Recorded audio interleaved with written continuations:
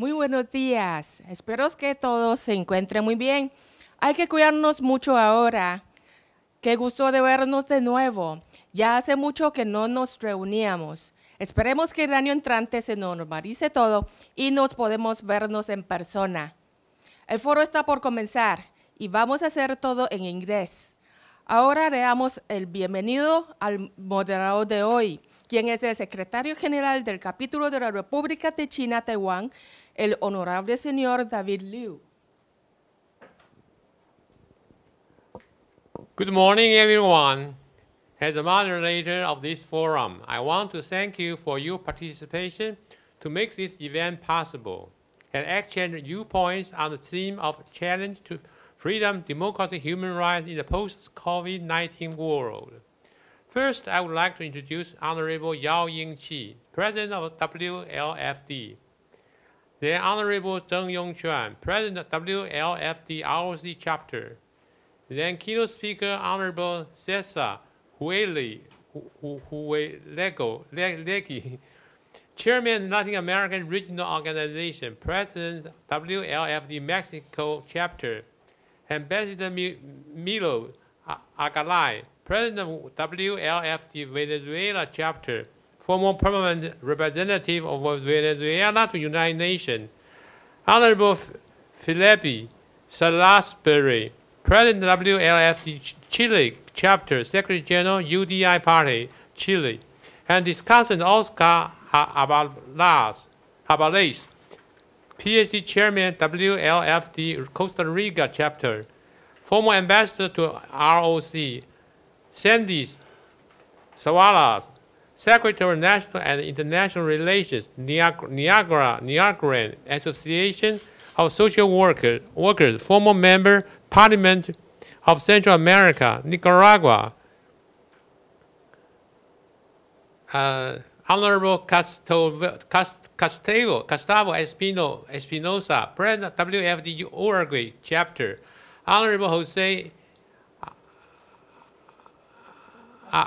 Abuja, President WLFD Ecuador, Mr. Philip Yin, Member WLFD International Development Committee, Justice of Peace, Commissioner of the Supreme Court, Belize, Mr. Lopez, Secretary General WLFD Argentina Chapter. Hello, everyone. As you well known that all the countries around the world have been put in force to confine the contagious COVID-19 pandemic. These confinements will also come along with confining and affecting personal freedom, democracy, and human rights. Under the pressure of the fatal epidemic and uncertainty, people will take the line between the right and accept the inconvenient truth of these infringements. All lies in balance, for it is equally hard to say at what point reasonable. Life-saving precaution over the virus becomes unreasonable. Job-destroying, school closing, and life-quenching fear. However, these confinements certainly will affect our way of life and define a new normal should the virus continues overspread. Taiwan acted as an anti-epidemic model, had reportedly fewer than 500 local cases of COVID-19 as of today. It avoids painful and costly lockdown, but still moving quickly to impose travel restrictions, screens visitors, deploy protective gear such as compulsive wearing face masks, and using modern electronic gadgets to trace individuals who subjected to an at-home quarantine. All the preventive strikes and immediately responses imposed by Taiwan government are relatively easy and minor, while some countries for the severe epidemic situation implemented a strict lockdown of a whole city, then deeply affected the city life and civil rights of the city residents. In a modern society, the metropolitan economy are a complicated web of interconnections. Everyone has a series of established economic relationships as well as other activities. Only mutual confidence and expected behavior could make these connections operate. A lockdown will possibly create a pretext for setting up a negative precedent of freedom, democracy, and human rights. However, it is also a priority dilemma over epidemic prevention and economic resuscitation. Besides, an efficient government should also be played a particularly important role in policy implementation, as well whether they are supported by the people. Since Professor Francis Fukuyama indicated earlier, it is not easy, but it is the responsibilities for government leaders to make their decisions. Thanks again for your time and participation. Now, following, I would like to invite Mr. Yao Yingqi, the President of WLFD, to deliver a speech. Mr. Yao, please. Hello.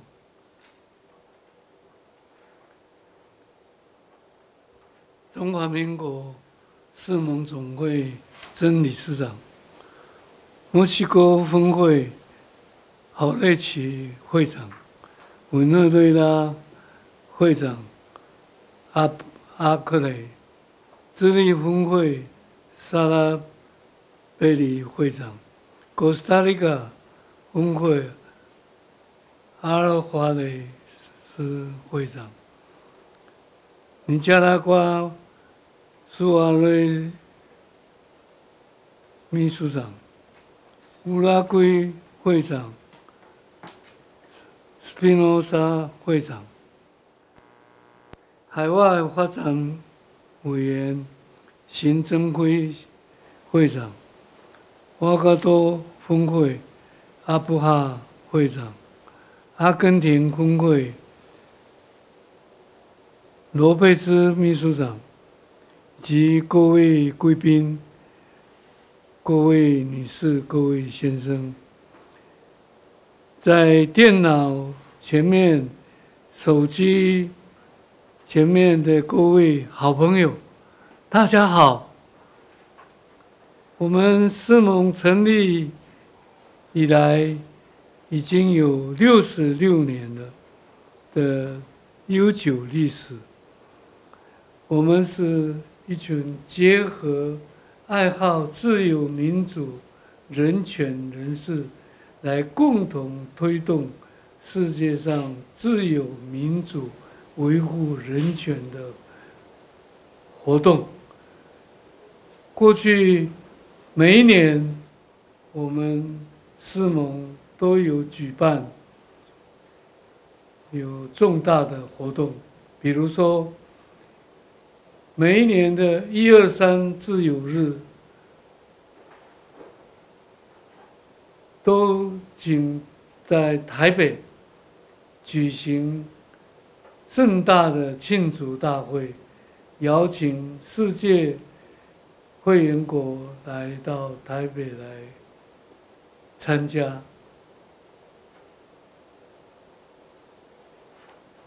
另外，还到联合国参加 NGO 的会议，还选择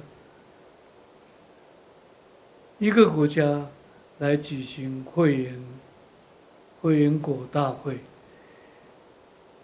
因为现在新冠肺炎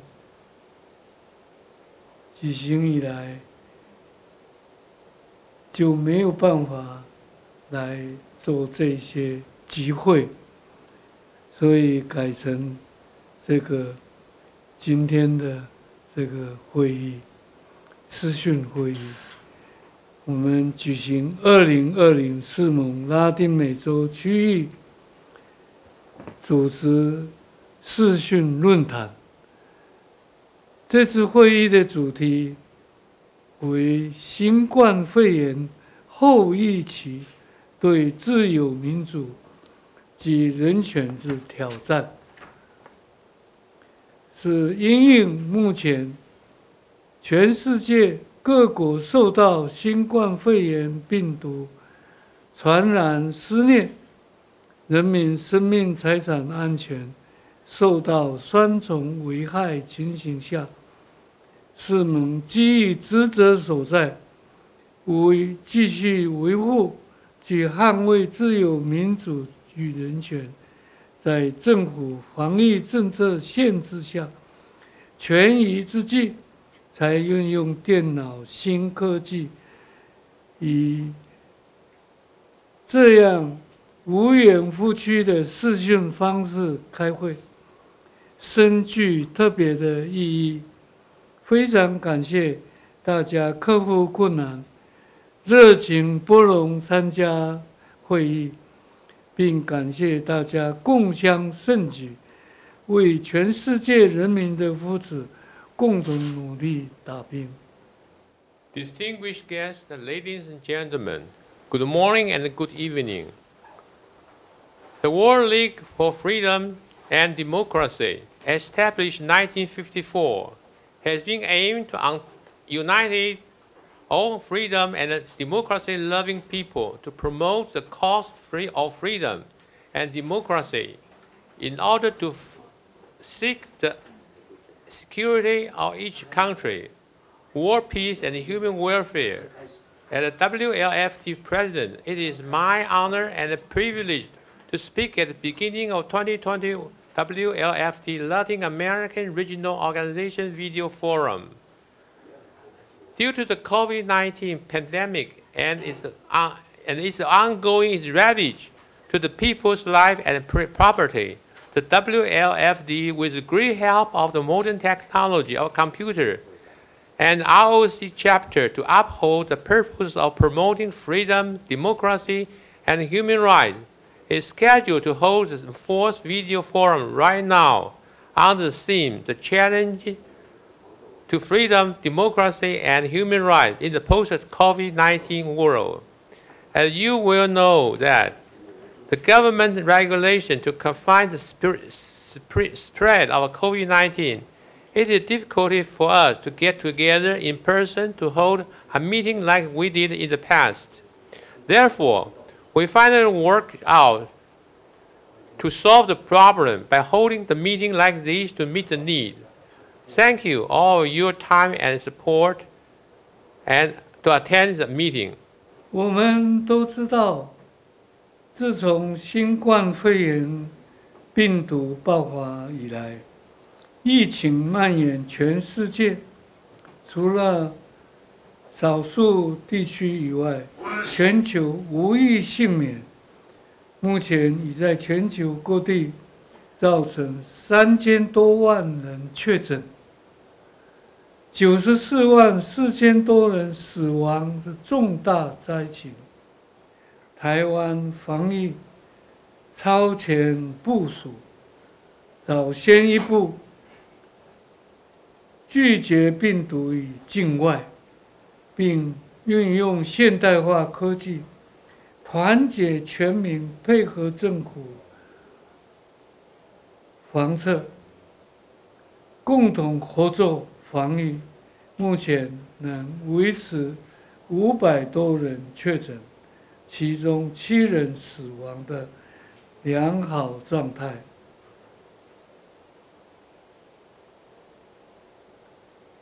被誉为全球防疫模范生，而台湾在行有余力之下，还能到处慷慨捐赠防疫物资给友邦，为台湾的自由民主树立了典范，广为世界各国所推崇。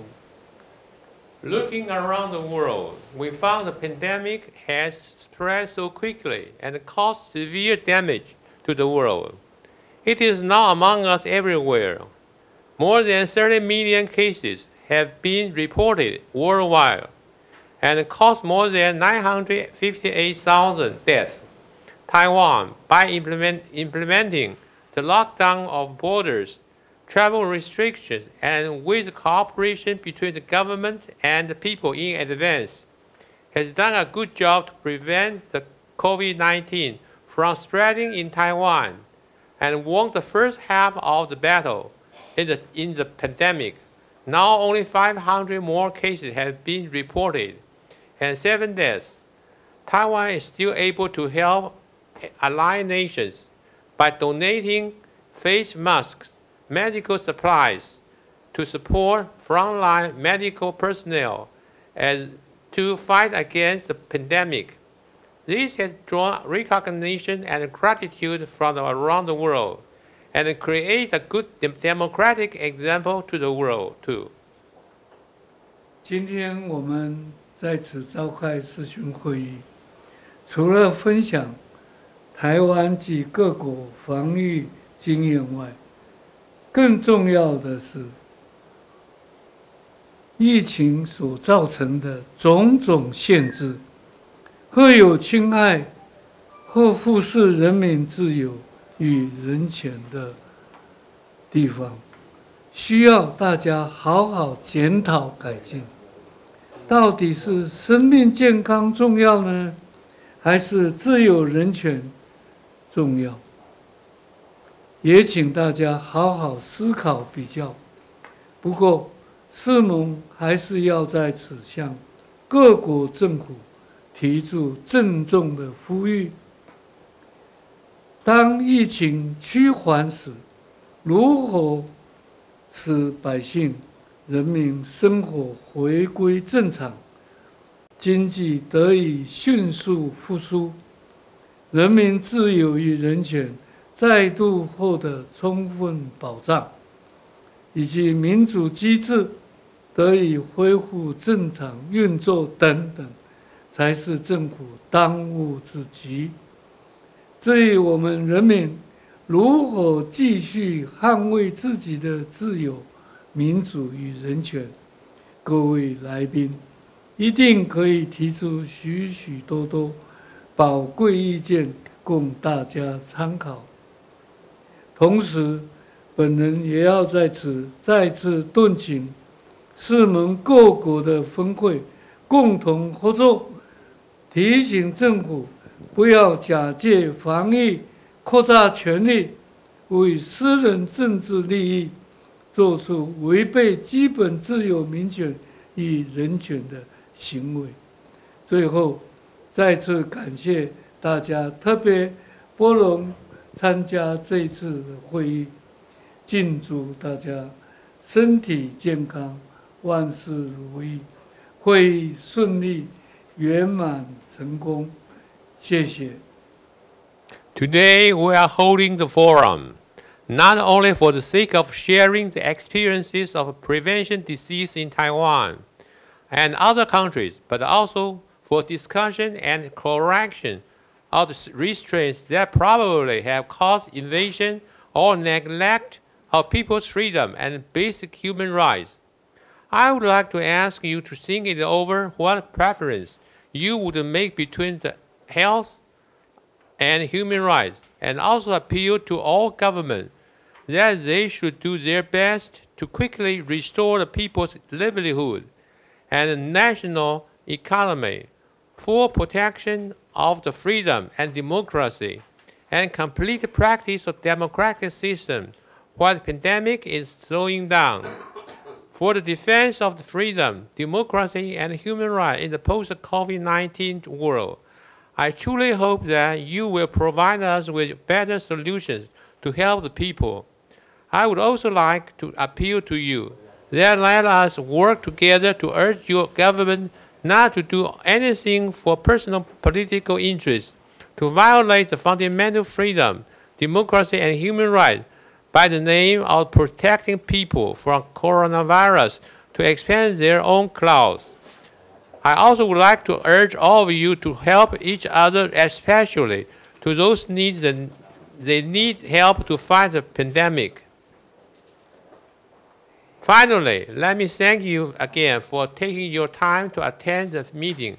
May I wish you all health and happiness, and the meeting great success. Thank you. Thank you very much. Now I would like to invite Mr. Zheng Yongchuan, the president of WLFD ROC chapter, to deliver a speech. Mr. Zheng, please. 大家好，非常谢谢各位参加世盟以新冠肺炎后疫期对自由、民主、人权的挑战为主题的视讯国际论坛。今天是世盟举办第4场的国际视讯论坛，前3场是北美洲、亚太以及欧洲等视讯论坛的成果，均获得各界的关注、好评和回响。在疫情持续的这样的一个蔓延之下，我们整个的这个共同要来所有有关自由、民主、人权的这个议题，在新冠肺炎的一个面对面的挑战之下，我们分享了各国的所有的防疫的这个成果经验，并且呢，要来进一步呢来深化国际合作，来共同对抗新冠肺炎。Welcome and thank you to take part in the 2020 WLFD Latin American Regional Organization Video Forum on the theme of challenge to freedom, democracy, and human rights in the post-COVID-19 world. Today's forum, following the series of 2020 WLFD European Regional Organization Video Forum, 2020 Asian Pacific Video Roundtable, and 2020 WLFD North American Regional Organization Video Forum, is the 4th one. All the consecutive roundtable and forum have attracted attention, positive comments, and responses. As you well know, it is almost impossible to get together as usual to have a meeting in certain places because of the virus pandemic. Accordingly, there is but one way to rely on modern technology to call on this video forum and share the international cooperation experiences against virus. 当今新冠肺炎持续的发酵，少数国家以防疫为借口，经由民粹主义由内销转外销，助长民族主义的逆向成长。防疫不仅是一个公共卫生的议题，在疫情影响之下，也造成了民生、经济、人权甚至国际政治的挑战，演变成公共议题。在追求民生永续发展的过程中，能够呢，我们要冷静来审视，究竟疫情终会有被克服，但是民主体制是否因为新冠肺炎疫情而产生的抗体，还是就此就埋下了病灶？这个都已经是造成民主的伤口，值得大家共同来关心。At the time of the COVID-19 pandemic is still under unrest, a few country leaders took the advantage of confinement virus as a pretext and let populism growing from the domestic consumption market, converted and then export to other nations, thus giving aid nationalism to reverse growth. Epidemic prevention is not only a public health issue, but a people's livelihood, economy, human rights, and even a challenge to the international politics, and even develop into a public issue. It should be composed and carefully considered during the process of pursuing sustainable democratic development. After all, the COVID-19 epidemic situation will be over. While whether the democratic system will produce antibody or bury the pathogenesis, a focus point, and to form a crevice of democracy, this is the issue deserves everyone's concern. 台湾能成功的能够阻绝疫情的持续的扩散，主要有2个原因。第一，台湾过去对抗 SARS 严重传染病所累积的相关的经验，人民有高度的公共卫生意识。第二，相对完善的传染病的防治法，授予政府采取必要的措施。to make a comprehensive survey on the reasons of why Taiwan can successfully obstruct the outbreak of the COVID-19. First, people learned from the past combat SARS pandemic experiences. Against all the odds, build up a high degree consciousness of public health. Second, a consummate law and all prevention and control of infectious disease regulated plus conferred all the necessary measures to the government. 保障自由及人权是民主制度最核心的价值。然而，面对新冠肺炎高度的传染之下，最常见的防疫性的措施就是预防性的隔离，比如居家隔离、行踪监控、佩戴口罩、封闭城市、关闭边界等，或多或少都有限制到人民的权利。To safeguard human rights is the core value of democracy. However, to confront the highly contagious COVID-19, the most common measures adopted, including lockdown cities, closed national borders, testing on a mass scale, adopting electronic gadgets of tracking down and isolating the infested. These direct or indirect will define people's rights. 另一方面，全世界应该共同合作，研发制作疫苗及治疗的药物。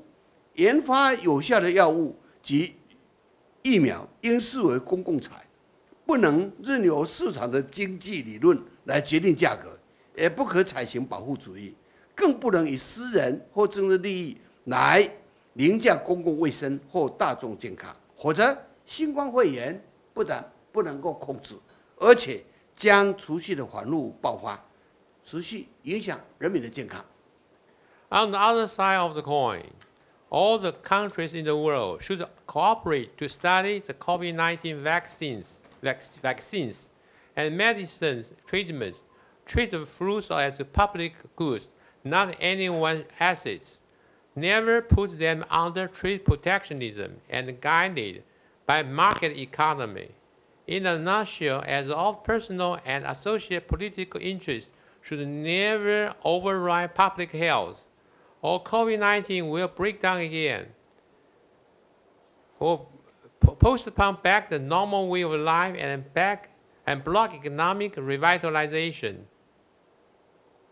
新冠肺炎是当今时代最大的挑战，民主体制下的资讯开放、民众的信任以及政府的有效管理等等，是面对全世界新冠肺炎蔓延最有效的武器。谢谢大家 ，Thank you。COVID-19 epidemic, without any doubt, is the biggest challenge in this time, and the democratic information system, people's trust, and efficient governance will be the most effective tool to overcome the adverse current. Thank you. Following, I would like to invite Mr. Cesar Jauregui to deliver a few words as a keynote speaker. Cesar, please.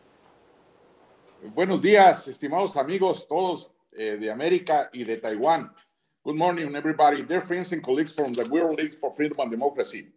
Of great relevance is the call to this forum to take a look at the region of the world that has suffered the most from the pandemic. Surely, this virus has created the greatest health and economic crisis that we have ever experienced. Globalization, that reality that started with the Genoese, Spanish, and Portuguese sailors more than 500 years ago, seems to be residing, according to various specialists. It leaves behind several positive expressions such as the growth of trade, knowledge of other styles of life, technology applied to well-being, the universality of human rights, the massive application of vaccines, or the immediacy of information. Uncertain to all pattern, at no other time in history has humanity gone through a global social experience as we are living through today with widespread effect. In the case of Mexico, 200 days after the arrival of the SARS-CoV-2 virus, its fast and fatal infections have distorted the living conditions in all social levels of the population, although considerably more damaging to the marginalized sectors such as indigenous groups, as well as those with pre-existing medical conditions such as obesity, diabetes, or hypertension. The country, which has more than 120 million residents, followed a strict confinement practice, particularly once realizing the rapid spread of infections and deaths in the neighboring United States. Mexico follows daily reports from Johns Hopkins University, citing that the United States as the leader in the confirmed cases globally.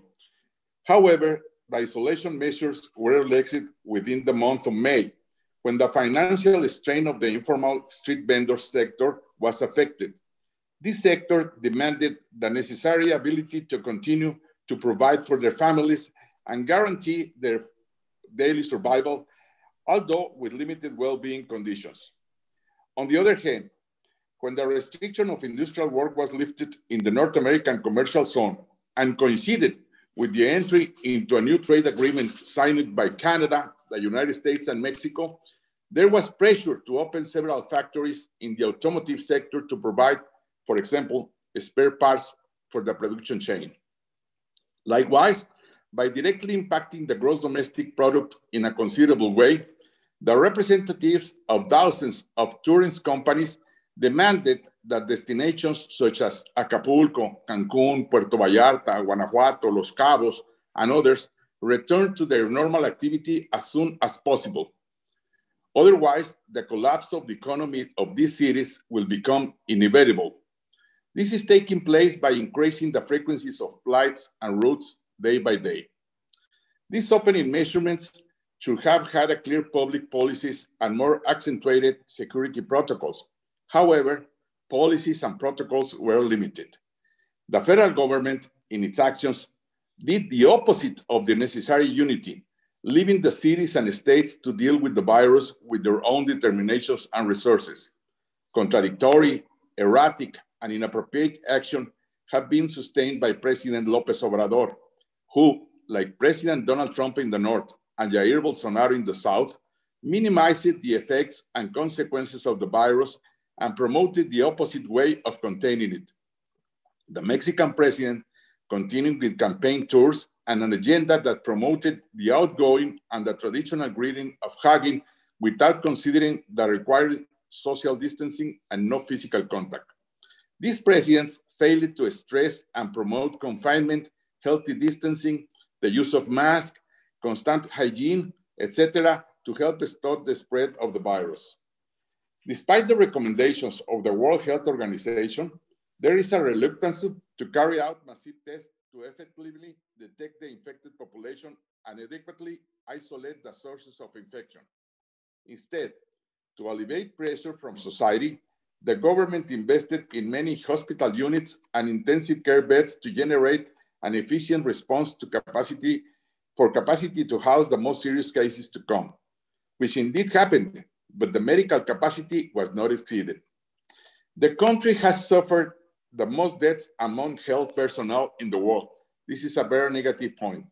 Doctors, nurses, ambulance operators, etc., showing the indolence of the authorities in the way of caring for the people who are on the front lines of medical care. There are a lot of deaths in this sector.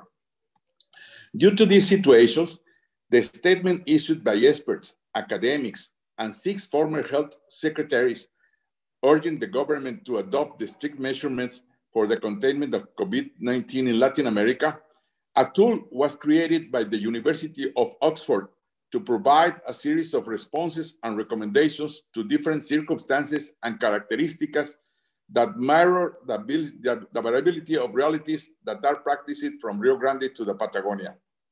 Among the actions, it is important to mention that Carlos Slim Foundation has made a call to get laboratories in Argentina and Mexico to take charge of producing and distributing the vaccine that will eventually be developed by the University of the United Kingdom and supported by the AstraZeneca laboratory. This will occur in all Latin American countries except for Brazil. Regardless of the success of these and other vaccines, we must be prepared to live with the virus for a time, which the World Health Organization has estimated in up to 2 years. Returning to normality when we have control of the pandemic depends on adequate management of our communities and governments, which should be subject to the continuous measurements adopted, such as the use of the color lights. For example, lights coding system indicating what can or cannot be done. As to red, meaning strict essential activities only. Orange, moderate activities. Yellow, small group activities. And green, everyday activities with precaution.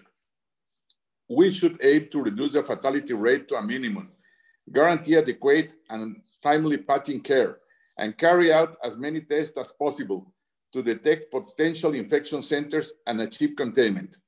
Support should be provided for the nearest productive sectors, as well as employees who have lost their jobs, being able to qualify for unemployment insurance.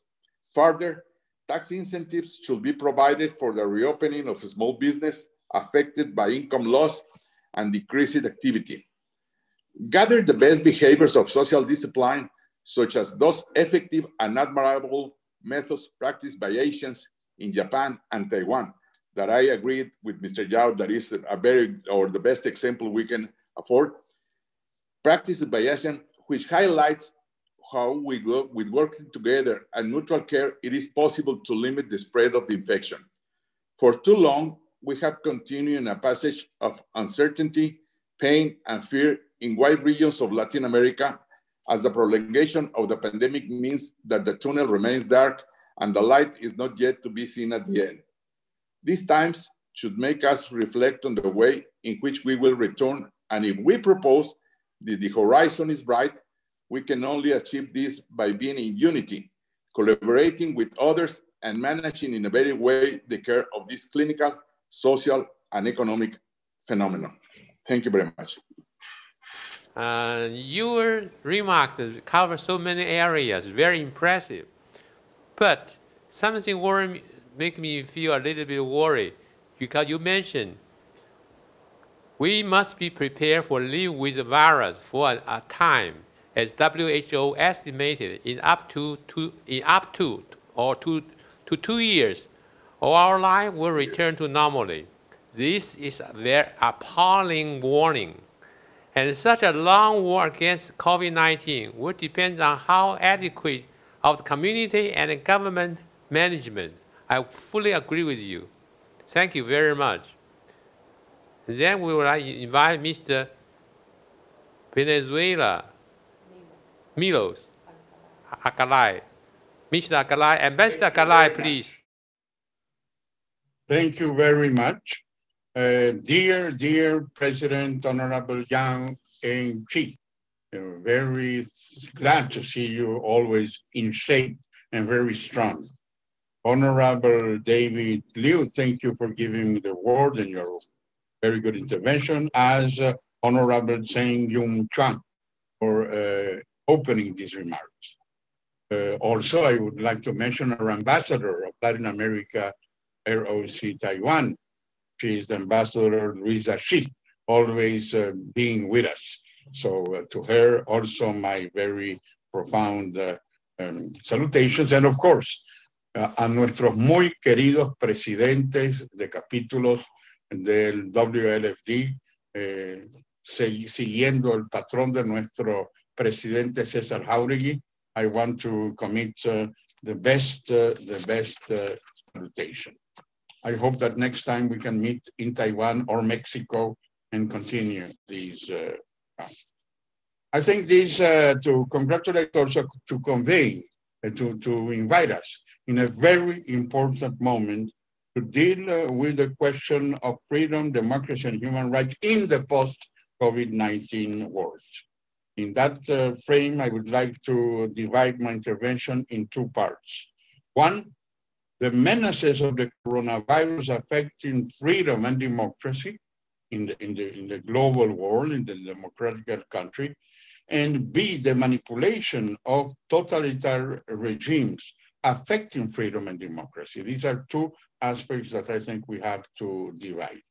of course, all in the world, without exception, democracy or non-democracy, we are seeing after almost half a year, more than half a year, the presence of coronavirus shows an impressive number of lives that were lost and the consequences that go beyond the human aspect, which is the most important, but how it has deepened in the economical, in the social, in the institutional frame, distracting all the possibilities in this growth. The menaces affecting freedom and democracy is evident. Not only the needs of conveying some aspects to fulfill the quarantine, measures adopted by governments that derive from the necessary lockdown, and affecting freedom and democracy activities such as freedom of movements, freedom of enterprise, freedom of assembly, and many others. But it's absolutely necessary to do it in order to preserve lives, in order to find some ways. Of course, democracy and human rights is affected. And that is why it is so important not to lose the vision of the principles that have oriented our institution for the post-coronavirus situation. But I would like to concentrate especially, and with a lot of worry, the manipulation of totalitarian regimes using the some actions of democratic countries that affect the freedom and democracy. It's the case of my country, where the regime is not orienting the aspects to bring the health, as very clearly our representative Jauregui said in the case of Mexico, with a contradiction that you can find, but trying to see how to maintain the power and using the mechanisms of totalitarian aspect to maintain itself in the power.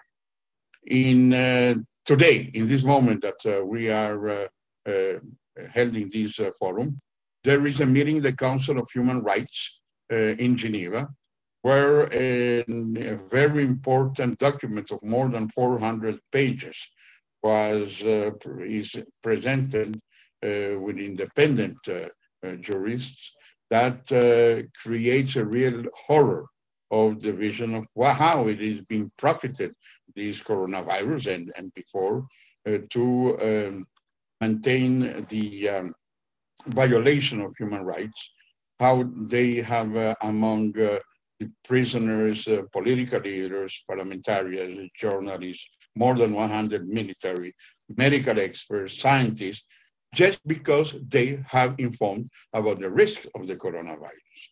And the purpose of this regime is not to solve the situation, but how to maintain itself in the power. And this is what is being discussed, and many. I want to thank our Latin American friends in the other event that we are seeing today in New York.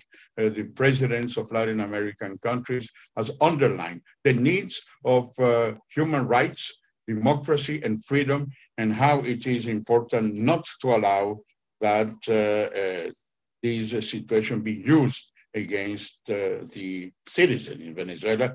They're rejected in a very clear way. Of course, the regime has some like-minded countries that are supporting. The case of Turkey, the case of Russia, the case of the Popular China mainland, and we are seeing really worried how this kind of tolerance is permitting to consolidate a situation that cannot be accepted. The Venezuelan experience shows that there is a threat to the country, but not only in Venezuela. Anti-democratic movements in the region is expanding to other countries who are strengthening their democracy, and the problems of the coronavirus that affects all countries at the same time is being used to make an action against these democratic countries that are doing an extraordinary way. I want to thank in this opportunity the Latin American countries that have supported in this coronavirus crisis 5 million Venezuelans who have left the frontier Colombia, Chile, Brazil, Uruguay, Central America, Mexico. And this is something very important for us. And in the same frame, I want to underline what President Yao said about the support of Taiwan, the Republic of China, Taiwan, to some countries. In our case, the presence of the international corporations in Colombia for the refugees of Venezuela and in northern Brazil for the refugees of Venezuela by Taiwan is a sort of clear indication of the solidarity that Taiwan is offering to our countries. And that is why we see really with a lot of surprise that the World Health Organization continues stopping such important contribution in the scientific and in the facts of the presence of Taiwan, which is one of the most advanced countries in the scientific and the achievement. Another aspect that I would like to highlight is that some of the totalitarian states say that it is not possible in democracy to achieve a good results. This is false. We have seen some democratic countries like Australia, Germany, Greece, New Zealand, Israel, Republic of China, Taiwan, South Korea, just to mention some of them, that applying democratic rules, of course, strengthening it to the quarantine situation, have had very important containment actions without failing the democratic values. So this is false, that democracy cannot achieve the progression of the fight against the coronavirus. Freedom is clear. Democracy must defend democracies, and the human rights must be at the north of the action. And of course, the wide participation of the population we must change of the factors. The transparency is important, the scientific information, the involvement of local and regional, national organization, the international cooperation, all this must come together. I want to end to say that the devastation of the effects of COVID-19 must be one with an engagement open and transparent, without emulating propaganda methods typical of totalitarian regimes. For instance, Maduro said that Venezuela is a model when we have really the most profound crisis, not only economical, they have not done anything to give water to the hospitals or light or gasoline or gas, and nevertheless the propaganda presents Venezuela as the first country that have solved the coronavirus. So it is very important, the transparency and the guidance to identify the struggle against coronavirus through democratic ways, through democratic means, and the awareness of democratic freedom and civil responsibility to reshape, once the coronavirus is over, a model that will allow us to continue supporting the local administration, the parliament, the international institutions. The things of the international cooperation must change. The United Nations is now confronting the needs of this changement, but I think that panels like this one shows that there is no other way but with the action for democracy, freedom, and human rights. This is why it is so important to convey our World WLFD in these important moments of reaffirmation. Thank you very much. Thank you, Mr. Ambassador, for your general briefing of the current situation and issues of Latin America. Your presentation, covering two parts of the remarks, was highly informative. The menace of COVID-19 and the manipulation of totalitarian regime affecting freedom, democracy, are indeed the cutting point of today's video forum. As of the necessary measures taken to prevent the pandemic through quarantine have occasionally a devastation in the way of political, economic, financial, social activity together with an uncertainty of now and the future. Thanks again for your excellent expressions. Now, I would like to introduce the third keynote speaker, Mr. Salaberry. Honorable Salaberry, please. Good morning. Good morning, everyone. Un saludo cariñoso a todos mis amigos latinoamericanos. ¿Me escuchan bien, no? You hear me? Ok, gracias. Un saludo cariñoso a mis amigos latinoamericanos. Good morning, everyone. For my friend, Taiwan friends. My English is very bad, always. But almost a year has passed since October 19. Oh no, 18. The outbreak was like earthquakes. We all remember where we were that day, because it was the day when everything seemed to collapse. The violence devastated everything. Then the COVID-19, a silent terror that not only took lives, it took away our social life, our jobs, our economy. But in Chile, we get back on our feet. We are moved together again, and we swear never again. We were one country. We overcame hatred, violence, and oppression. We realized that we are a team and that we can and must play together. It cost, but it was possible. We built a common home and a democracy that we defend tooth and nail. Tooth and nail. We agreed on several things. In many, actually, we set out to end hunger, reduce poverty. We have never got this far because the last 30 years have been exceptional in the history of Chile. Before these years, we celebrate moral triumphs. We would go out to honk if we narrowly lost to Brazil. And now we are two-time champions of America. Champions of America, sorry. For the first time in the history of our football. Children who are born today believing that we are the best in the world. And they are right. There are things in which nobody beats us. Also love for our country, our people, and above all, our children. We were known around the world for our great bravery and determination. We defeat the ravage of nature 1,000 times, earthquakes, tsunamis, volcanoes, and even hurricanes rendered our children know how to stand up.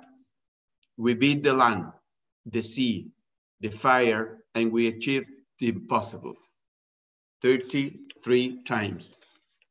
But we forget where we came from and that we are only halfway there. A few months ago, we were discussing working fewer hours. And first, about free and quality education. We get used to the living through poverty and measuring in the bars every 2 years. In the bars, every 2 years. We feel closer to Helsinki than to Bajos de Mena in Chile. We started discussing G7 issues when we were just peeking through the back door of the OECD. It is the tyranny of social networks, of should be less for me, of the Viña Festival, which was previously the family sense with the television and the living room, and now it is questioning it by the large numbers or because the animators did not find the tone of the outbreak in Chile. How did it respond? Breaking and burning, setting fire to the city of Viña del Mar, its hotel and the square. Where are our idols? Did we lose everything? Are we in the worst moment? No. We are having a hard time, everyone.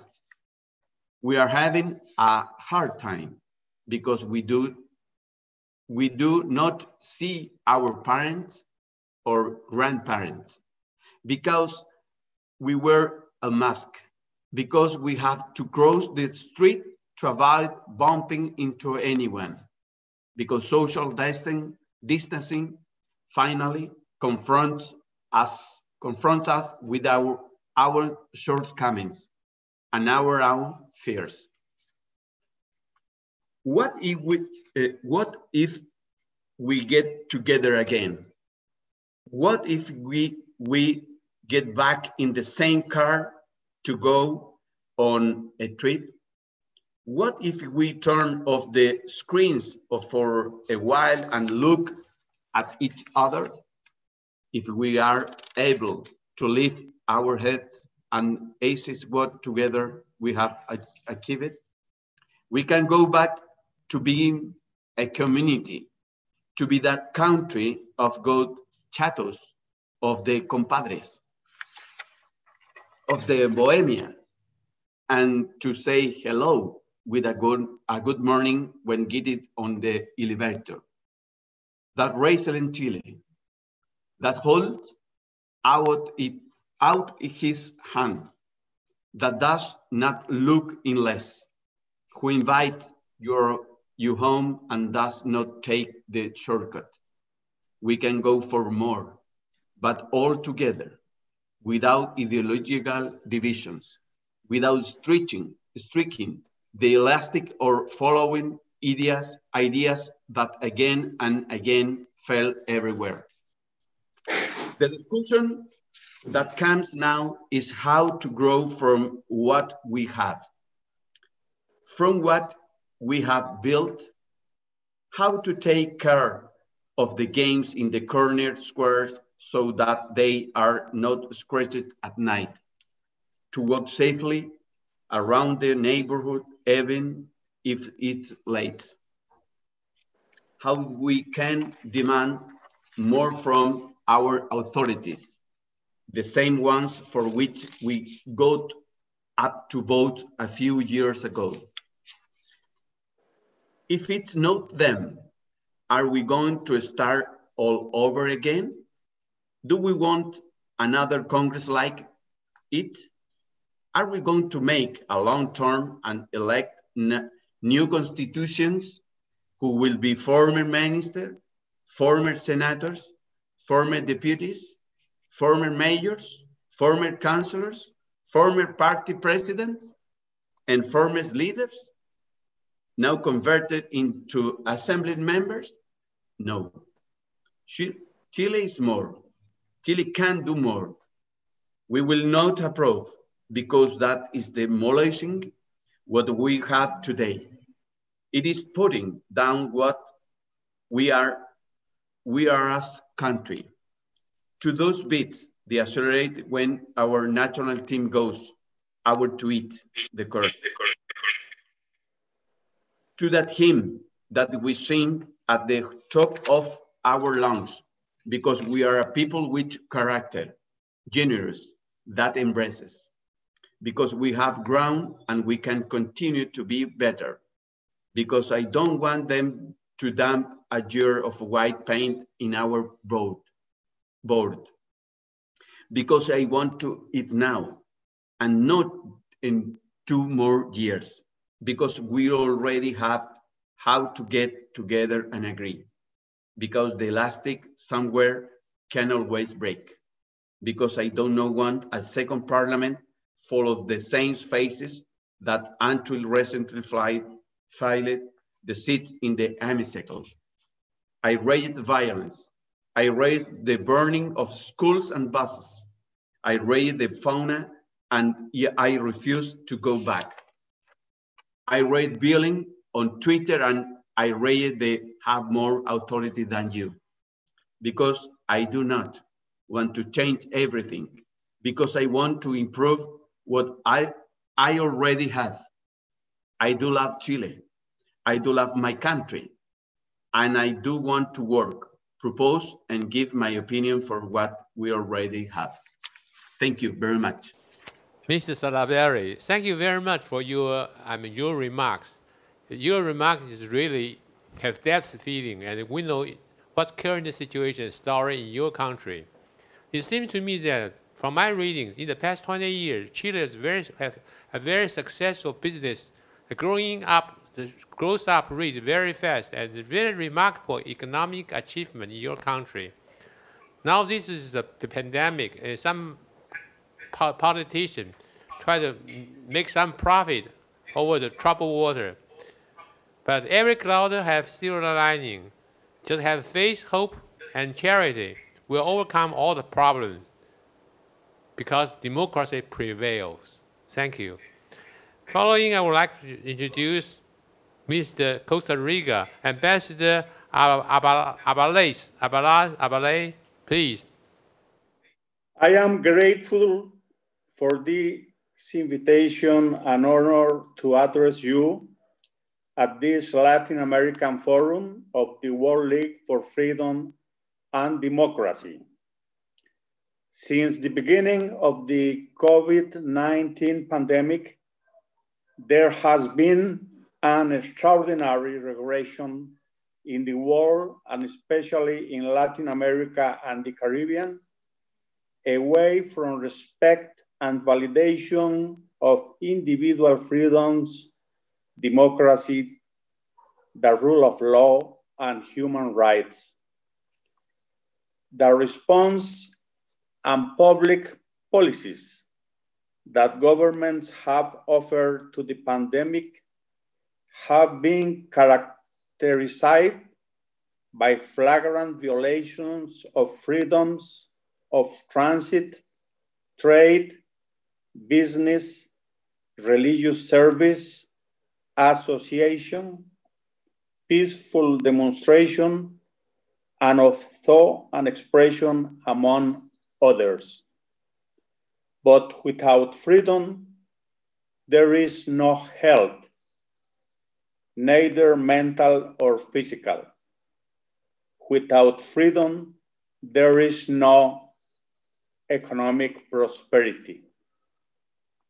Thus, the economic recession induced by unleashed hysteria by the media and quarantine policies and restrictions for productive activity and individuals' movement has increased the number of those who have lost their business and can no longer enjoy the right to ownership, and those who have lost their jobs and their right to work and earn a living for their families.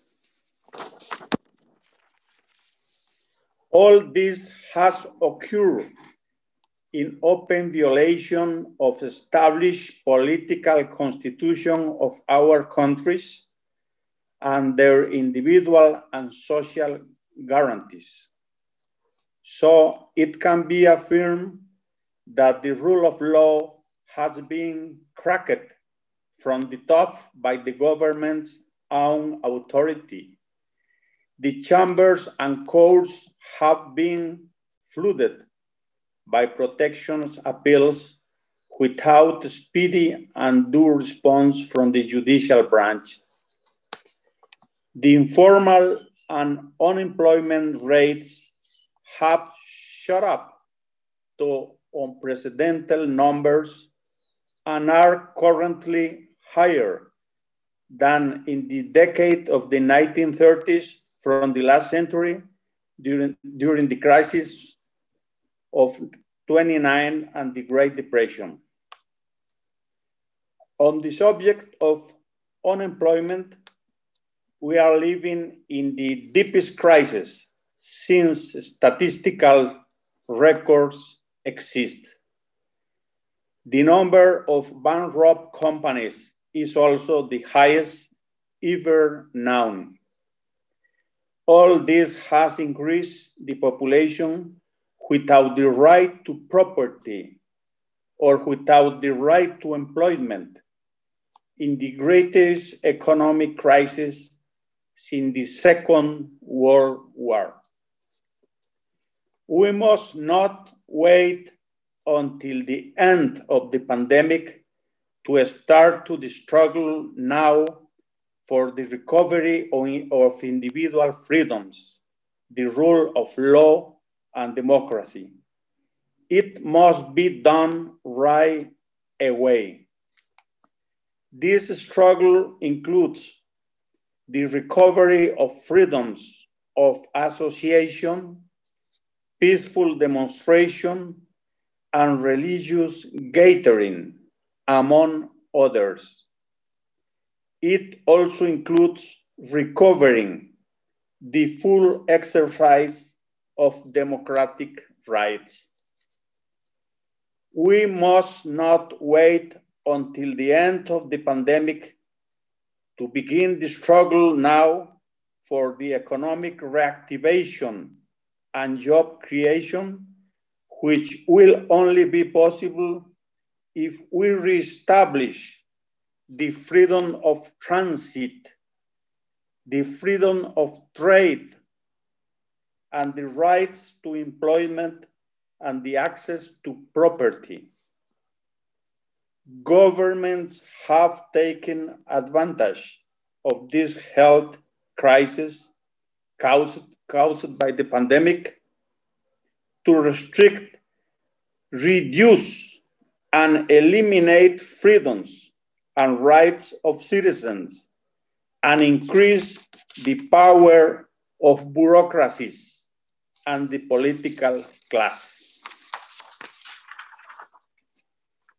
In Venezuela, in Cuba, and in Nicaragua, the pandemic has been the excuse to increase controls, repressions, violations of human rights, and maintain and consolidate dictatorships of socialism in the 21st century.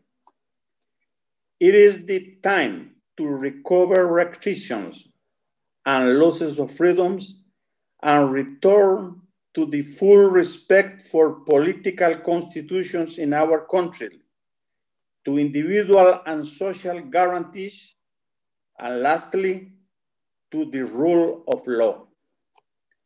It is necessary and urgent to recover now the road to freedom, democracy, and human rights in Latin America, in the Caribbean, and in the world, to continue forward in the pursuit of progress, happiness, prosperity, and a better world. Thank you very much. Thank you very much, Ambassador. As you mentioned, many governments indeed responded to the COVID-19 pandemic by violations of freedom and democracy.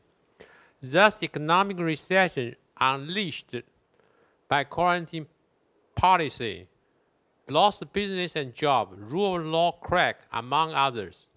It is very crucial to take away all the restrictions and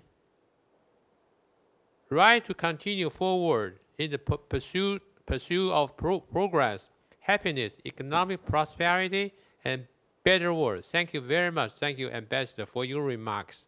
Following, I would like to introduce our next discussant, Madame Suarez. Sandy Suarez, please. Buenos días. Buenos días, apreciados colegas. Señor presidente, vicepresidente, secretario general, Agradezco la invitación para participar de este foro latinoamericano. Thank you very much, Foro Ambassador. virtual regional As you latinoamericano mentioned, con el tema many del desafío governments indeed a la responded to the libertad, la COVID-19 democracia y los pandemic by derechos humanos en el violations mundo of freedom posterior and al democracy. COVID-19. Thus, En un economic mes patrio para recession Nicaragua y unleashed Centroamérica, by en quarantine el umbral del policy, bicentenario de loss su of business and independencia del jobs, Reino de rule of España. law crack, among Es others. para mí un It is honor, very crucial to take away all the es restrictions para mí un honor ser la única and mujer participante, lo que me right to anima a continue invitarles a forward procurar en in el the futuro a pursuit aumentar la of participación de las progress, mujeres. happiness, economic En prosperity, diciembre del and better world. 2017, Thank you cuando very nos much. vimos Thank you, presencialmente Ambassador, en for your Taipei, remarks. lejos Following, I would estábamos like de to imaginar introduce que se nos vendría una our pandemia next global discussant, como la que ha traído Miss el nuevo Madame coronavirus COVID-19. Suárez. Hoy Sandy mismo, Suárez, please. nuestra región está en el centro de la pandemia mundial y con ello también han llegado nuevas expresiones de violaciones a los derechos humanos, a la libertad individual y colectiva justificada con la pandemia. Buenos días, apreciados colegas. Señor presidente, hace 3 años, secretario general, tampoco imaginábamos que mi país, Nicaragua, agradezco la invitación para participar de este foro, entraría en una espiral de violencia y crisis sociopolítica, foro virtual regional latinoamericano con el tema del desafío agravadas por la crisis sanitaria, a la libertad, la democracia y los derechos humanos en el mundo posterior al COVID-19. A 6 meses de iniciada la alerta de pandemia para Nicaragua y Centroamérica, la cual también sufrimos en carne propia, en el umbral del bicentenario, su embate de su independencia en el mes de mayo pasado, de España.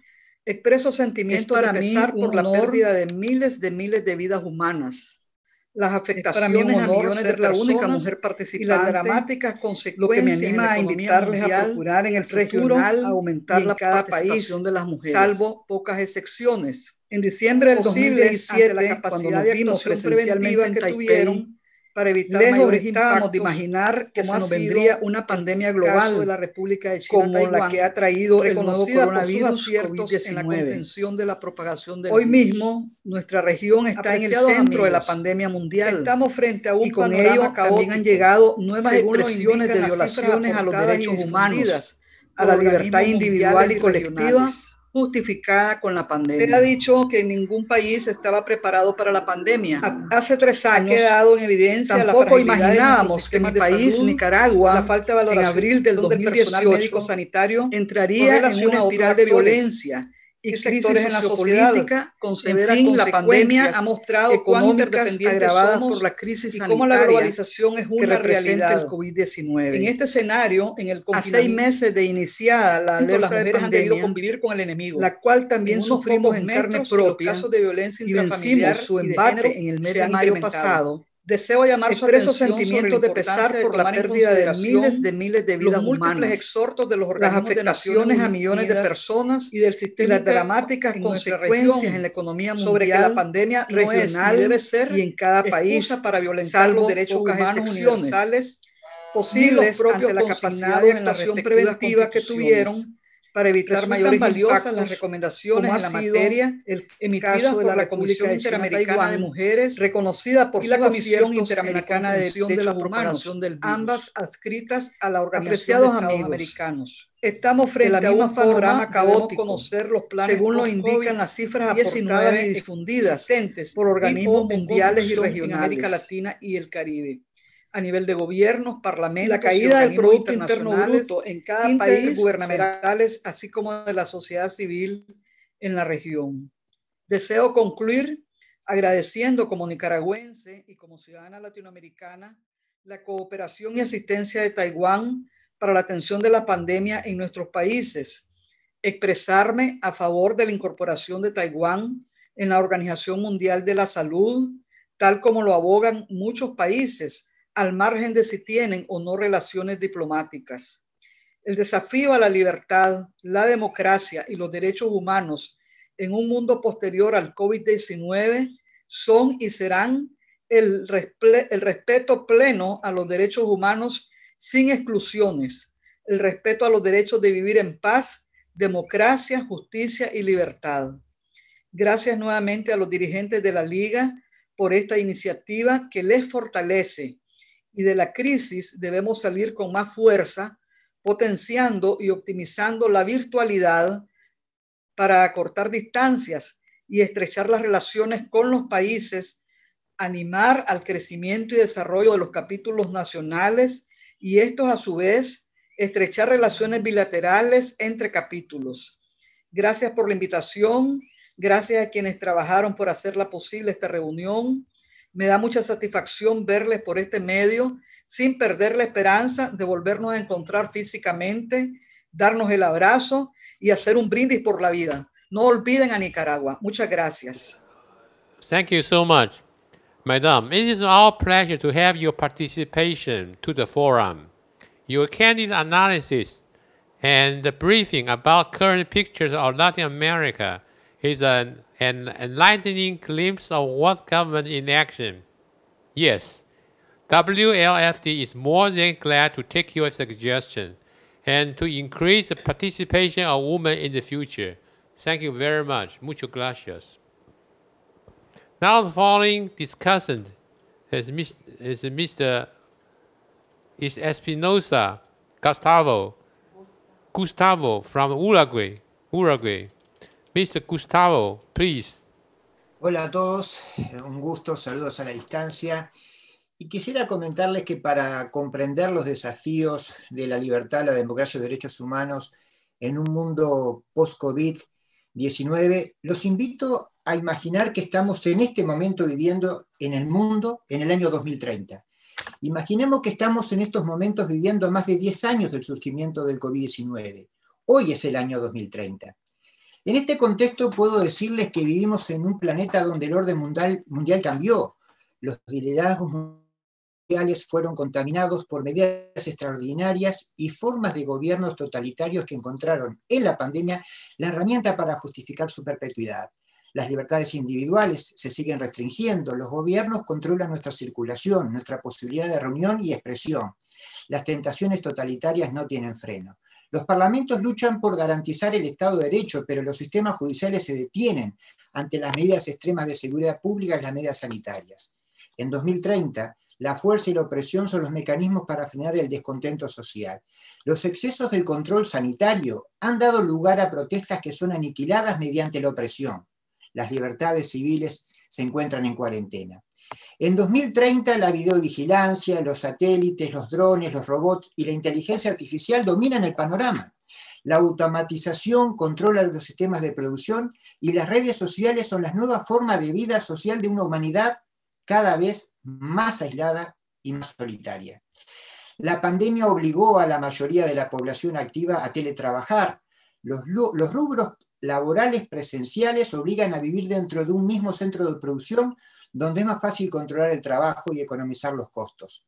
La energía mareomotriz desplaza la energía atómica, pero el calentamiento global, la sostenibilidad agrícola y la degradación del suelo, unidos a los importantes índices de pobreza global y los problemas de gobernabilidad, han provocado en este 2030 una alarmante migración forzosa. Surge así en 2030 nuevos estatus de refugiados, los llamados desplazados climáticos, ciudadanos que migran masivamente para poder sobrevivir a los efectos de un cambio climático que ni la pandemia pudo controlar. El desempleo mundial es del 6,1%. Las revoluciones científicas en área de salud no solo sirven para ganarle tiempo a la vida, también son usadas por muchos gobiernos para controlar a su población, que continúa en un aumento alarmante. El sobreenvejecimiento demográfico obliga a las personas en edades avanzadas a pernoctar en antiguos cuarteles y en carpas militares. Los servicios sociales se adaptan a sistemas de cuidados cada vez más sistemáticos, pero menos humanizados. Los sectores de salud están desbordados y no paran de atar nuevos casos mutantes de coronavirus. Hoy en 2030 las nuevas generaciones por COVID-19 son menos libres, menos independientes.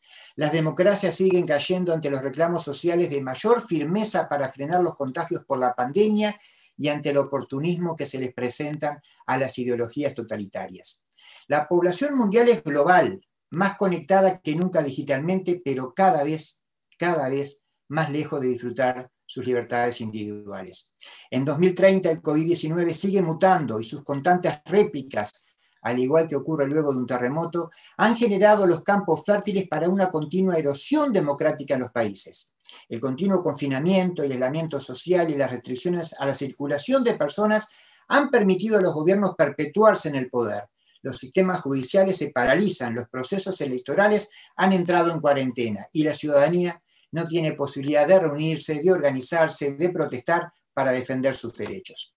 En 2030 la lucha aumenta entre los países, ya no por conquistas de territorios ni por reservas de alimentos. El campo de batalla ahora es la investigación y por el desarrollo de vacunas para dar fin a una pandemia que no se detiene. Mientras tanto, grupos ciudadanos del mundo se organizan, se rebelan, luchan en favor de sus derechos humanos y para intentar recuperar las democracias perdidas.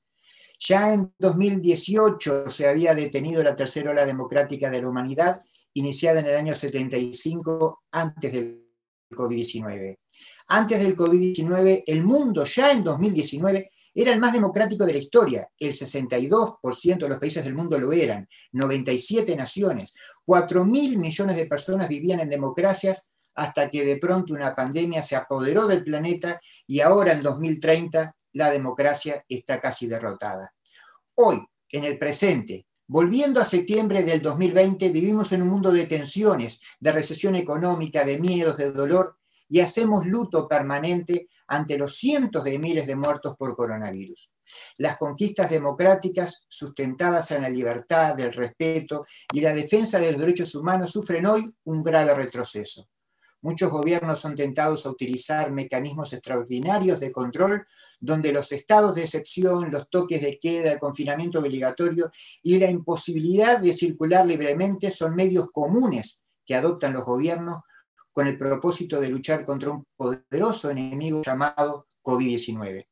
Con el tiempo, esa pérdida de libertades dejó de ser la bandera de una lucha sanitaria y la humanidad inicia un proceso de totalitarismos, abusos y pérdida de calidad democrática liderada por regímenes que ya vivían procesos de abusos de poder, sometimientos y restricciones a los derechos fundamentales de sus ciudadanos. A lo lejos, atravesando el mar desde el estrecho de Taiwán, vemos a la distancia la ciudad de Wuhan, cuna de una pandemia que en 2030 fue un estratégico motor para aniquilar el orden democrático mundial. Pero, ¿cuál es el desafío que tiene la humanidad para evitar que esta sea la triste realidad de un futuro que estamos imaginando en este momento en el 2030? En lo personal, sugiero que nosotros, miembros de la Liga Mundial de la Libertad y la Democracia, iniciemos un renovado proceso mundial de cambios en defensa de la libertad y la democracia basados en la promoción, garantía, respeto y defensa de los derechos humanos de la sociedad global. Debemos mover una fuerza más potente que la energía eléctrica, que la energía atómica, que la nuclear. Debemos mover la fuerza de la voluntad. Esa voluntad que nos permite fortalecer nuestras instituciones democráticas, nuestros parlamentos, nuestro poder judicial y nuestro Estado de Derecho. Pese a todas las dificultades y retos que nos impone el COVID-19, el desafío mayor que debemos enfrentar es con nosotros mismos, y ese desafío se llama voluntad. La voluntad y la fuerza que todos debemos tener, que todos debemos aunar para defender la libertad, el respeto a los derechos humanos y que forjemos entre todos los valores y firmes cimientos de la democracia mundial. Es el momento, este es el momento donde debemos enseñar nosotros al mundo a pensar en grande, en reivindicar la fuerza de nuestra actitud, en demostrar que podemos conquistar nuestros sueños no con armas, no con guerras, sino con el amor por la libertad. Los gobiernos post-COVID-19 deben aprender que no pueden sus instituciones democráticas estar en cuarentena. Es necesaria la cooperación y coordinación que defienda la libertad mundial. Estimados amigos, estimados miembros de la Liga, me tomo el atrevimiento, de corazón les pido disculpas, a proponer en el marco de esta lucha dos ideas. La primera, la Liga podría instrumentar la creación de un Observatorio Internacional de Seguridad y Calidad Democrática en tiempos de COVID-19. Este observatorio tendría como finalidad el estudio, el análisis, el seguimiento de los parámetros democráticos por el cual los países combaten la pandemia y los desvíos totalitarios y los ugieres que puedan surgir a efectos de realizar las recomendaciones pertinentes y la observación correspondiente. Y segundo, la designación de embajadores de buena voluntad por parte de la Liga que les permita difundir, promocionar y respaldar a nivel internacional los exitosos procesos de lucha y contención de la pandemia en el marco democrático y en favor de los derechos humanos de los ciudadanos del mundo, como lo ha logrado la República de China-Taiwán. Muchas gracias, ayudemos al mundo no tan solo a soñar, ayudemos al mundo a salvar la libertad y la democracia. Gracias a todos. Thank you very much, Honorable Gustavo, Mr. President, WLFD Uruguay Chapter. Your scenario is interesting, projecting a supposed situation of event. Today is the year of 2030. Your postulation is logical and reasonable, but seems a little bit pessimistic. History told us democracy may not be one of the best political systems, but democracy will certainly overcome all the difficulty and challenges in 20th and 21st century. Thank you. Thanks again.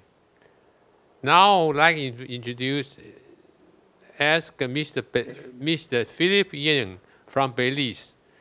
He's the Justice of Peace, Commissioner of the Supreme Court, Belize.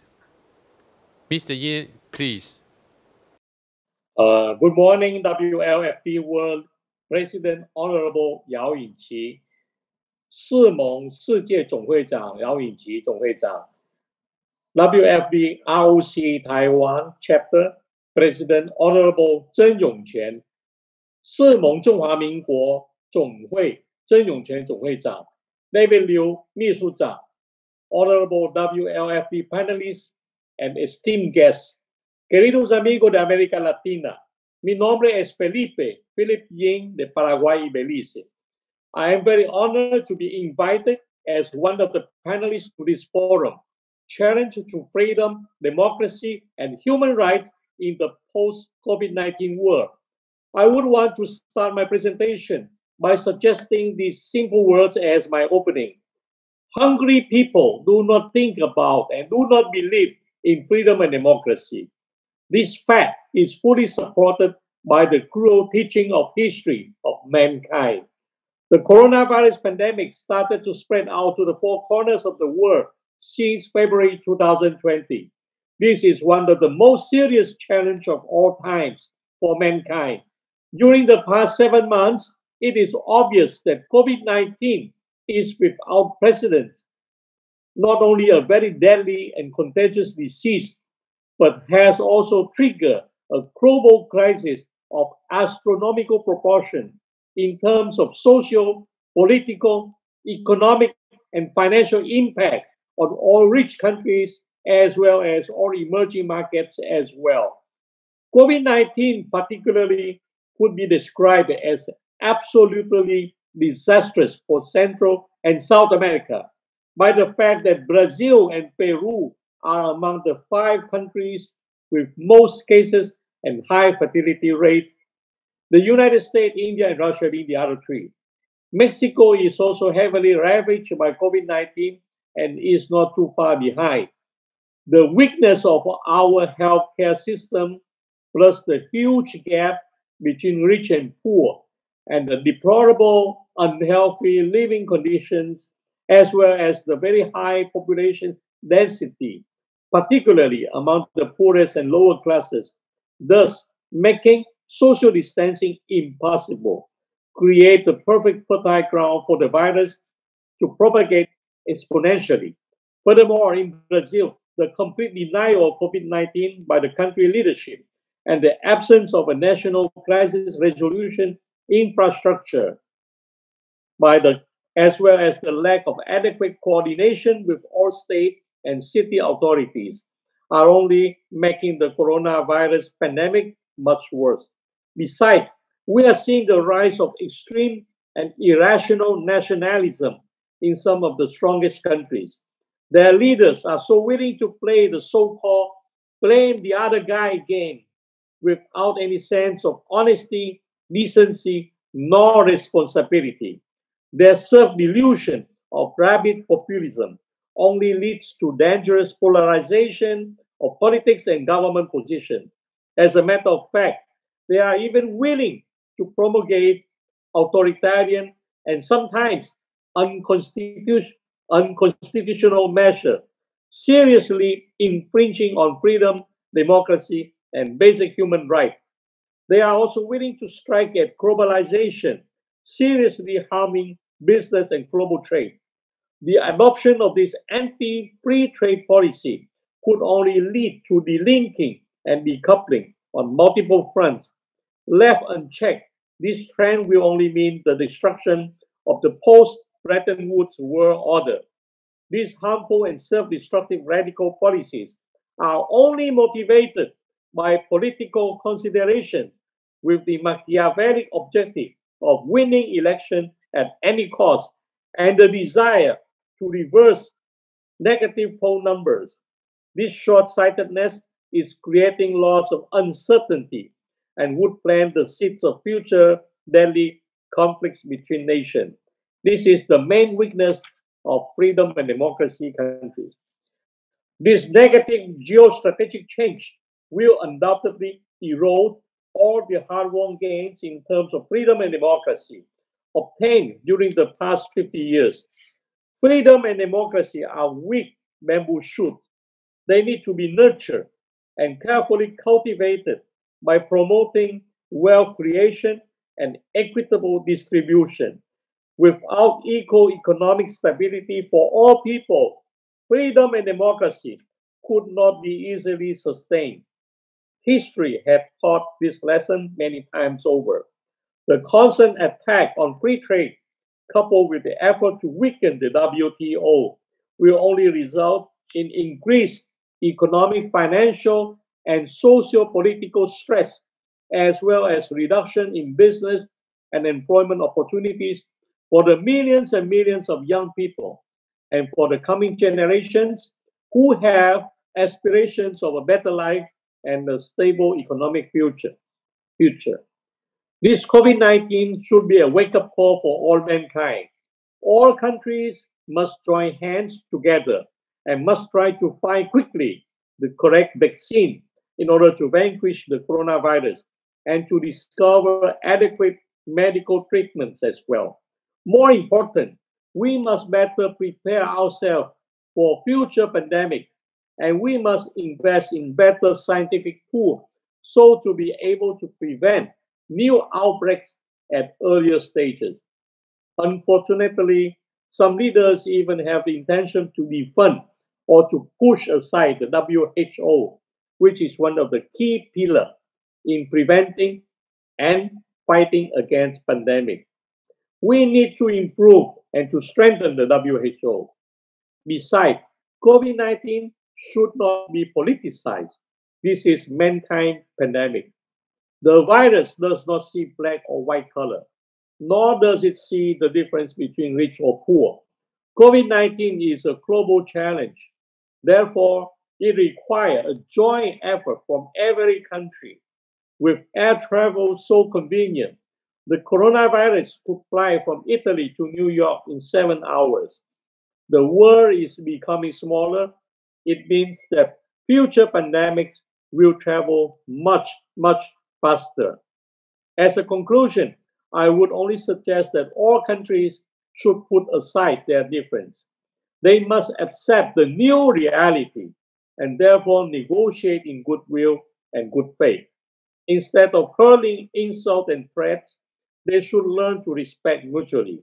At the same time, they should sit on the same table for mutually beneficial negotiations.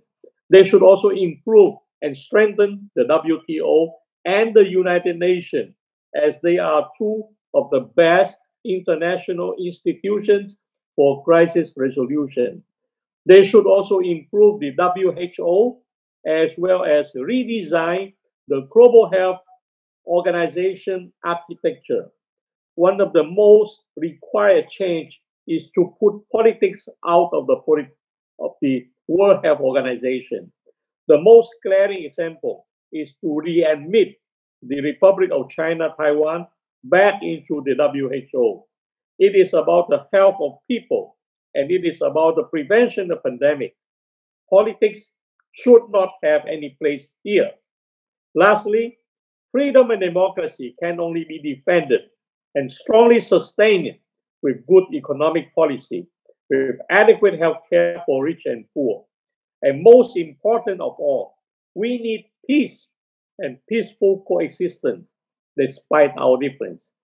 Thank you very much, ladies and gentlemen, and wish everyone all the best. May God bless all of you. May God bless all of us and bless our beautiful planet. Muchísimas gracias a todos los amigos de América Latina. Muchas gracias al presidente mundial de la Liga, Yao Yingqi, y presidente de la Liga de Taiwán, República de China, señor honorable Zheng Yongquan. Thank you very much and wish everyone good health and God bless you and God bless us. Thank you very much. Thank you, Honorable Yin. Honestly, your remark is so informative. I cannot agree more with your viewpoint in terms of preparing for future pandemics, investing in better scientific tools to prevent from the new breaks, not being politicizing COVID-19, all the countries working together to find correct vaccine and adequate medical treatment. That's all about it. That's correct. I do agree. Thank you very much. The following gentleman, we would like to invite Mr. Abuha. Abuha, he's a doctor from Dr. Abuha from Ecuador. Dr. Abuha, please. Good morning. Good morning, dear fellows, Dr. Yao, and all the members of Taiwan chapter and the World League for Freedom and Democracy all around America. Good, how are you, Sense, and receive my salutations. It's difficult. I agree absolutely with all you have said regarding the world pandemic and the relation between the external world and the effects in our internal countries. But it's difficult and painful as an Ecuadorian to tell you a different point of view. Here, the common problem would be affecting Ecuador, but strangely, we are living a double-phase problem: the biological pandemic and the corruption pandemic that have difficult the action of the government and the relation between people inside families and in the community itself. It's painful to express that my country has not been prepared to overlap the bigger health attack ever received. But because of his own, we could not be in the capacity of attend as people have to be attended. We're expecting a monstrosely corruption that took the media and the funds for hospitals and for the social health programs to people that are handling that health and are responsible of taking care of the population. Economic resources from medicine, medical materials, and all the needed clinical resources enrich the people that just dedicated to the hospital and medical care. That's why I believe that, especially in Ecuador and in our neighbor countries, the big problem is the lack of education. At the beginning of the crisis, people refused to use protection and to understand how they have to care themselves from a new attack, not ever known here in this country. The using of protection of screens and social distance and the minimal hygienic media had not been taken in account, and they continued living ordinarily as if never happened.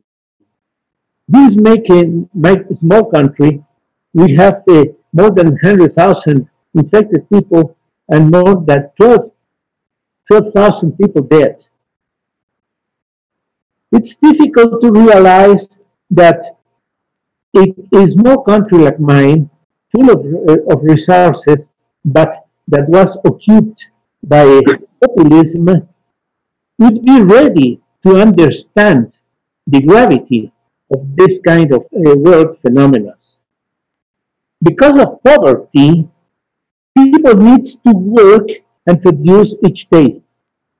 And anyway, and so agglomeration, a normal way of doing in the day-to-day, avoided to maintain health situations. As Luis Alcalá stated, we are depending on the corruption pandemic.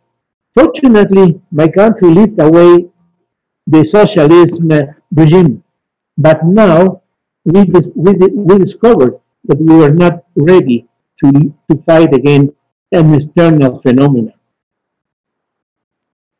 We have received thousands of Venezuelan migrants, and these people is living in the streets, and they do not have the minimum interest in taking care against the pandemic, and they are collaborating with the transmission of the virus. The common problem, so, is the biological pandemic and the corruption pandemic. I believe that this is not as this happened not as used to do in the other Latin American countries, but had led us some painful lessons for the future.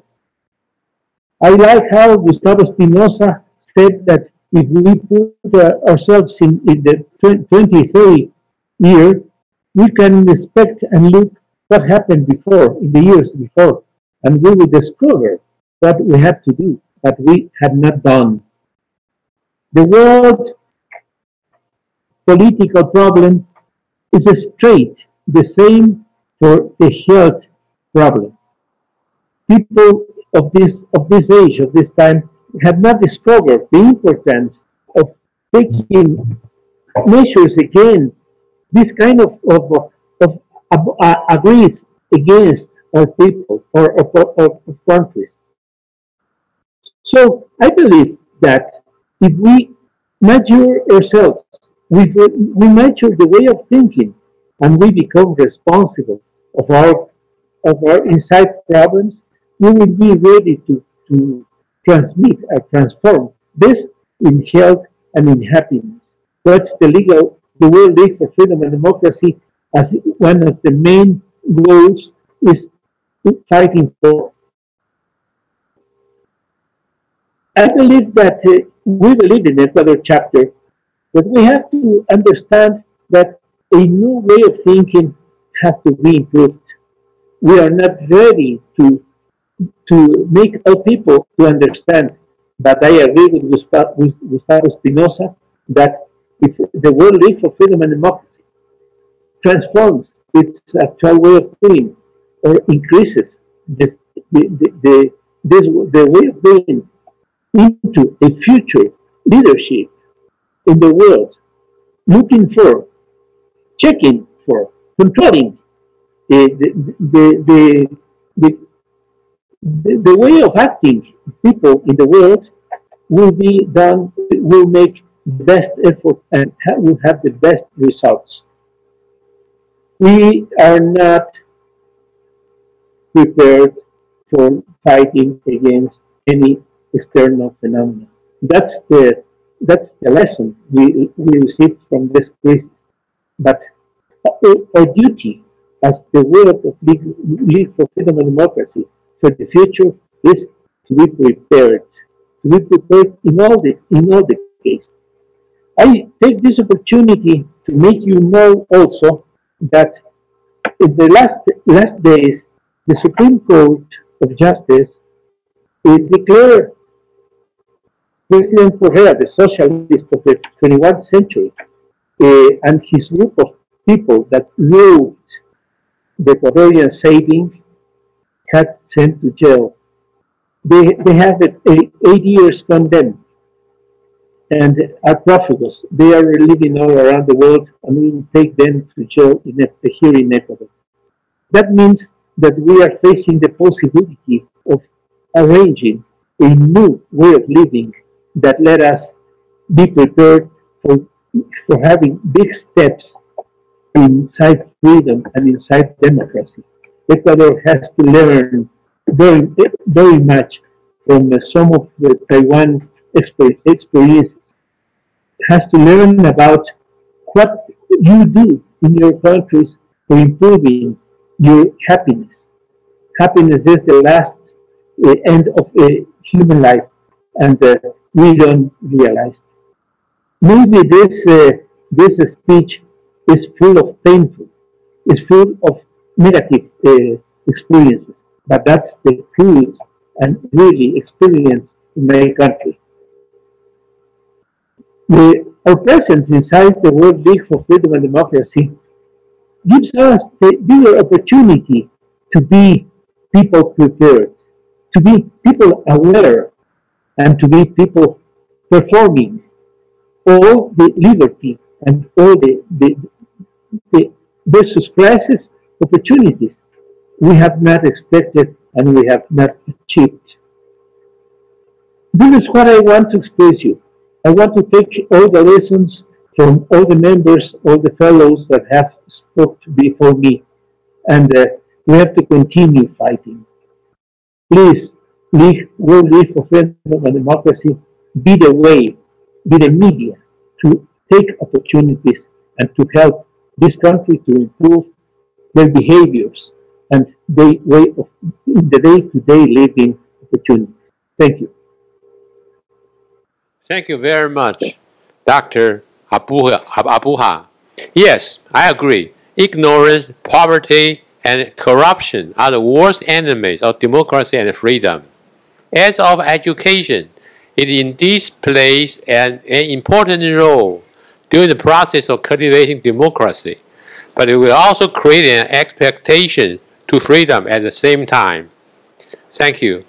Now, the last but not the least, Mr. Secretary General Lopez. Lopez, please.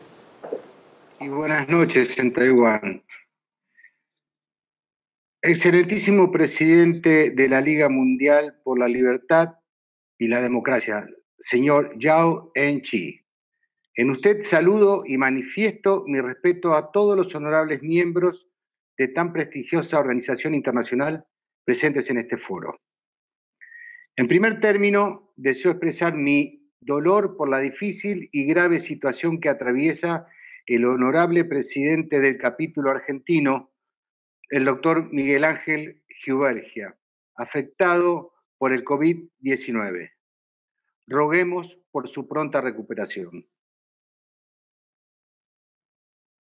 El aislamiento social preventivo y obligatorio, como se ha dado a llamar en Argentina la cuarentena, lleva ya 6 meses. Sin embargo, el país se encuentra con un coronavirus extremadamente activo, sobre todo en los centros urbanos. Esta situación hace muy difícil analizar desde un punto de vista prospectivo la pospandemia en nuestra nación. En Argentina, la pandemia del COVID-19 ha puesto de relieve 3 crisis sobre una crisis general y profunda. La crisis institucional, la económica y la social. Las que se suman a los efectos negativos sobre la salud de la población, a la vez que dejan en evidencia las estrategias de un gobierno de corte populista que ejerce en la actualidad el poder. Para comprender mejor la situación política y social argentina, voy a describir cada una de las crisis mencionadas. De los 3 poderes establecidos por la Constitución Nacional Argentina, el Poder Ejecutivo, Legislativo y Judicial, solo funciona el primero con un manejo discrecional por vía de instrumentos excepcionales como son los decretos de necesidad y urgencia. El Poder Legislativo solo se reúne de modo virtual, vía Zoom, para tratar únicamente los temas que impone el oficialismo populista gobernante, sin tener en cuenta ni respetar la representación de las minorías parlamentarias elegidas por el voto democrático. Por último, el Poder Judicial funciona en su mínima expresión, cumpliendo funciones en el marco de la norma establecida por el Poder Ejecutivo Nacional en marzo pasado, el cual impuso el aislamiento social preventivo y obligatorio. La crisis económica. La industria y el comercio han estado estancados durante el último semestre. En el acumulado de los meses de enero a julio de este año, la producción industrial cayó el 3,4% respecto al igual periodo del año 2019. Mientras que para el caso de la construcción, en los primeros 7 meses del presente año se acumuló una baja del 34%, según los informes del Instituto de Estadísticas y Censos Nacional. Con una actividad mínima por las pautas restrictivas, su funcionamiento se ha alterado en un contexto de inflación galopante y de un déficit fiscal creciente, los cuales anuncian un decrecimiento de la economía argentina. Los precios al consumidor subieron el 2,7% en agosto del año 2020 con respecto a julio del mismo año, y el 40,7% interanual según el INDEC. El presupuesto nacional para el año 2021, recientemente presentado por el gobierno populista ante el Congreso de la Nación, desenmascara a través de previsiones oficiales la inviabilidad de la economía argentina. La crisis social. Como una ayuda ante la parálisis provocada por la eterna cuarentena, el gobierno populista instrumentó un subsidio denominado Ingreso Familiar de Emergencia, IFE. Este subsidio de menos de $80 ha sido entregado en 3 oportunidades desde abril pasado a las personas de menores recursos. El mismo resulta insuficiente como sustento familiar, ya que un salario mínimo vital y móvil equivale a 16.875 pesos argentinos, aproximadamente $120. El desempleo y la precarización laboral crecientes han profundizado aún más la difícil situación social en el país. El mismo gobierno ha admitido que para el próximo año alcanzará un 35,8%, lo que explica buena parte de las dificultades económicas del futuro inmediato, tal como advierten encumbrados analistas económicos. La educación no difiere de ese análisis. Argentina lleva 6 meses con escolaridad virtual, que no llega a cumplir con las pautas curriculares y pedagógicas, con carencia de valores de aprendizaje, integración y sociabilización.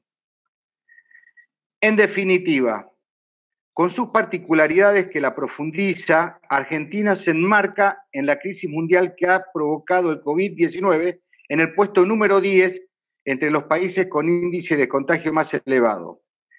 El último informe oficial de situación del 19 de septiembre muestra para la Argentina 613.658 personas infectadas, 478.077 pacientes recuperados, 12.705 fallecidos. A pesar de la baja tasa de testeos en relación a la población, la calidad profesional y la aplicación del personal de la salud hacen que el sistema refleje un índice de mortalidad muy bajo y un elevado porcentaje de altas médicas. Nuestro pronóstico es reservado, dado que la coyuntura política con un populismo exacerbado a cargo del gobierno no nos permite visualizar una pospandemia pensada, organizada y sin sobresaltos. Honorables miembros, Todo lo expuesto en este foro nos convoca a redoblar nuestro compromiso con los valores democráticos, los derechos humanos y las libertades públicas para ponerlos en favor de una comunidad mundial sana, libre, económicamente fuerte, luego de superada esta pandemia. Muchísimas gracias. Thank you so much, Secretary General. It's about why not our business today. But before we end it, I want to wish you convey the message to Miguel Hubel here. I wish him have a speedy recovery because he's infected with COVID-19. Thank you very much for all your gentlemen, ladies, and presentation. We hope the next time we'll meet some other countries or in Taiwan. Muchas gracias.